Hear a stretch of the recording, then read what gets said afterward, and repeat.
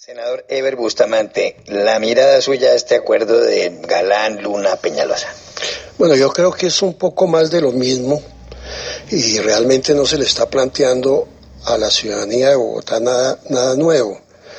Bogotá con el fracaso de la administración de Gustavo Petro, los bogotanos están esperando una propuesta muy seria para sacar del atolladero a Bogotá en que lo está dejando esta administración, en todos los aspectos.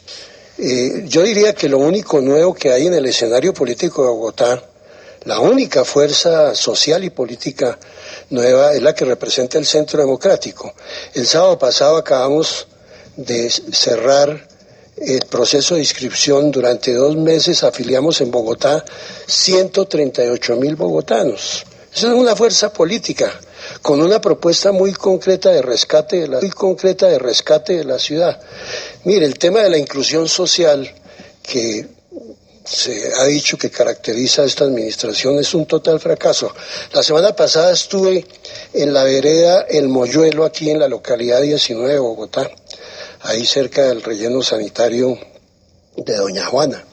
Allí hay 35 empresas de ladrilleros que generan 1.500 empleos directos y 4.500 empleos indirectos. Es una de las zonas más inseguras. Hubo un secuestro por parte de las milicias de las FARC en septiembre del año pasado. Y hay extorsión a las 35 empresas productoras de ladrillo. Entonces, ¿cuál inclusión social? ¿Cuál la seguridad? ¿Cuál la protección de la ciudad?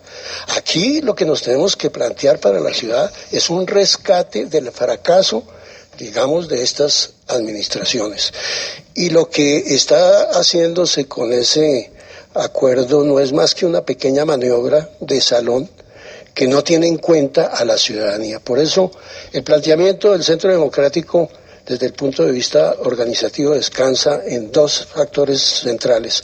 Uno, proceso de organización con 138.000 militantes. En el país son 800.000. Y segundo, una alianza con la ciudadanía, es decir, con los 8 millones de bogotanos. Yo quiero plantear un asunto, ya que está la doctora Clara López aquí. Candidatura que se ha rumorado mucho en los últimos días y es la de Marta Lucía Ramírez, y se lo pregunto porque además es una persona muy cercana al Centro Democrático. ¿Le ve posibilidades a Marta Lucía Ramírez en caso de que quisiera aspirar a la alcaldía? Bueno, ella ha dicho que en realidad no ha considerado todavía la posibilidad de ser candidata a la alcaldía de Bogotá, pero yo quisiera sumarme a las palabras del profesor Cepeda en relación con la doctora Clara López. Yo creo que a Clara López no se le puede cuestionar de ninguna manera ninguna falta a la transparencia, todo lo contrario. Lo ha hecho como un ejemplo de lo que debe ser el manejo de la administración pública.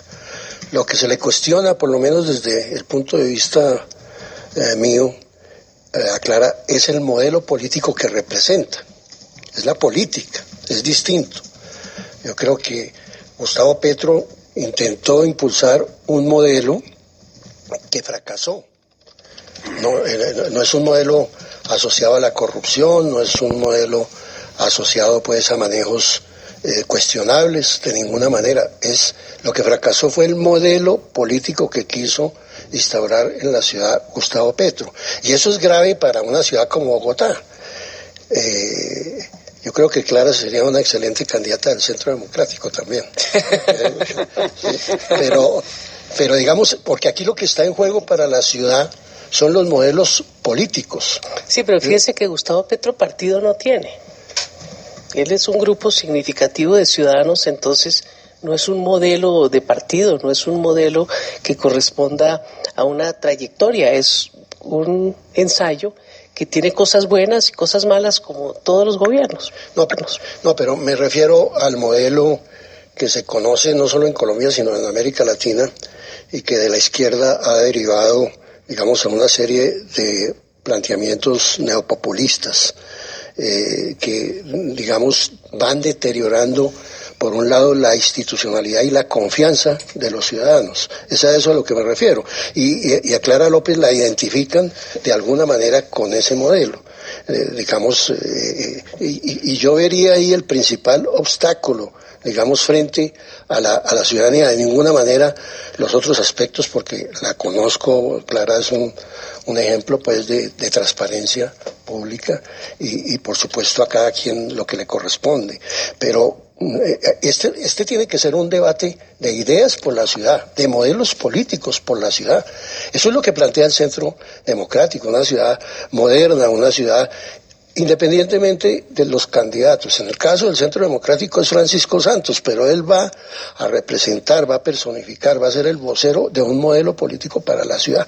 En el caso del doctor Peñalosa eso se ha venido desdibujando, lamentablemente, porque ha caído en ese tipo de alianzas políticas que le hacen perder seriedad, que él se caracterizaba por ser un hombre de tener una concepción de ciudad, pero la politiquería que tanto daño le ha hecho al país y últimamente a Bogotá, pues lo está afectando también. Doctor Chamorro, hay quienes dicen que esto...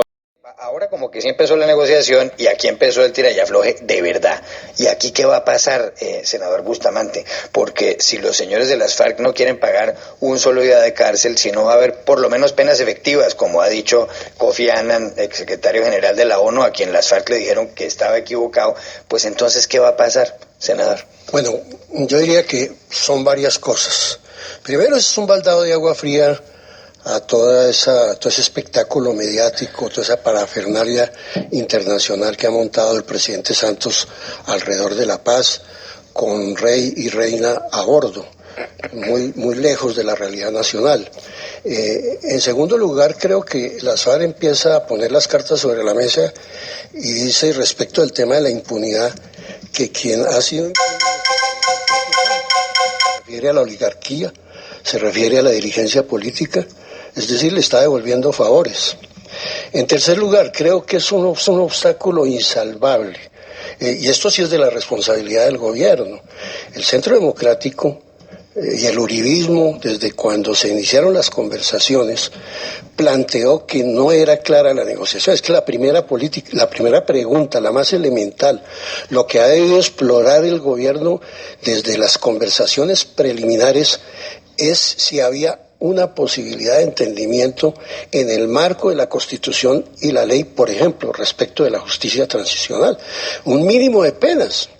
Ese cuento no se lo va a comer ni el pueblo colombiano ni la comunidad internacional.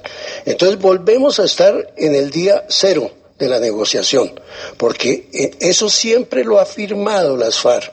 Las FARC ha mantenido una coherencia, ha mantenido claridad en su posición respecto de dos temas claves, que no pagan cárcel y que no entregan las armas. Total que ahí está el punto, después de haber agotado el país en todo este ejercicio de haber utilizado un gran porcentaje del presupuesto nacional para en últimas engañar a los colombianos sobre el proceso de paz. Ahora sí se le empieza a decir la verdad al país y yo creo que es alrededor de esos temas gruesos que tiene que centrarse el debate nacional.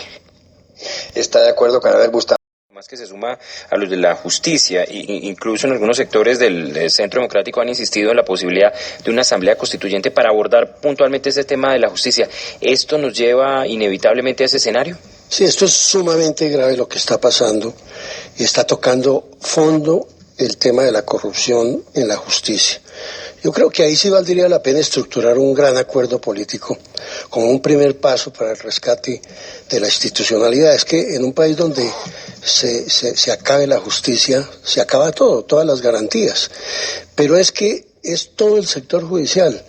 Mire que en el caso, por ejemplo, del señor fiscal, además de utilizar la investigación judicial como una herramienta de persecución política, el señor fiscal en este momento se está comprando un avión de $10 millones.